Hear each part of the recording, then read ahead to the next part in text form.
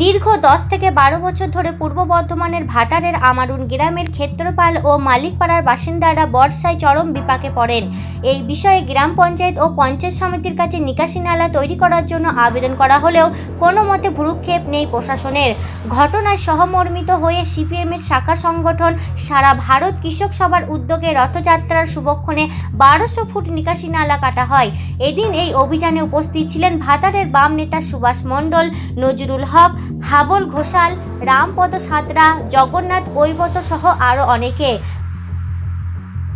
ভাতারের প্রাক্তন সিপিআইএম বিধায়ক সুভাষ মণ্ডল জানান, স্থানীয় কৃষক বরুণ সেন, কার্তিক মল্লিক সহ কয়েকজন স্বেচ্ছায় তাদের জমির প্রান্ত দিয়ে নিকাশি নালা কাটতে দেওয়ার পাড়ার বেশ কয়েকটি পরিবারের সাময়িক নিকাশি সমস্যার সমাধান হয়।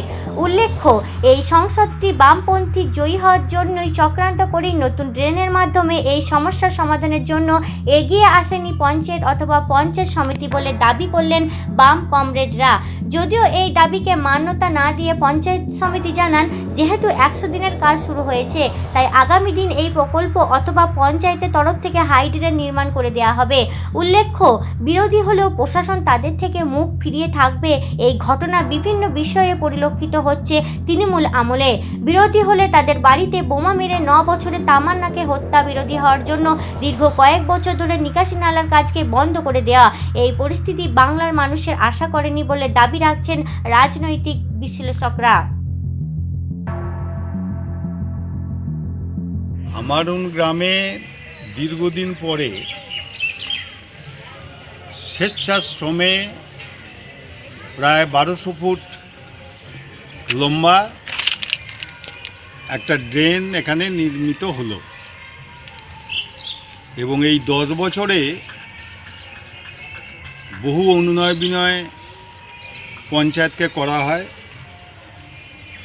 22টা পরিবার বর্ষাকালে তাদের বাড়িঘরগুলো জলমগ্ন হয়ে গিয়ে তারা প্রতি বছর ক্ষতিগ্রস্ত হয়, কিন্তু পঞ্চায়েতকে অনুনয় বিনয় করলেও এটা দুর্ভাগ্য যে এই 22টা পরিবার গরিব পরিবার, সবাই খেতমজুর পরিবার, তারা এই বিষয়ে কোনো মাথা ঘামায় না তো বটেই, এবং যাতে ড্রেনটা নির্মিত না হয় তার জন্য কিছু কায়েমি স্বার্থের মানুষদেরকে নিয়ে তারা বিভিন্নভাবে যে চক্রান্ত, সেই চক্রান্ত করে এবং বিডিওকেও বারবার বলা সত্ত্বেও ভাতারের বিডিও সাহেব, মাননীয় সমষ্টি উন্নয়ন আধিকারিক, এই বিষয়ে কোনো পদক্ষেপ গ্রহণ করেনি।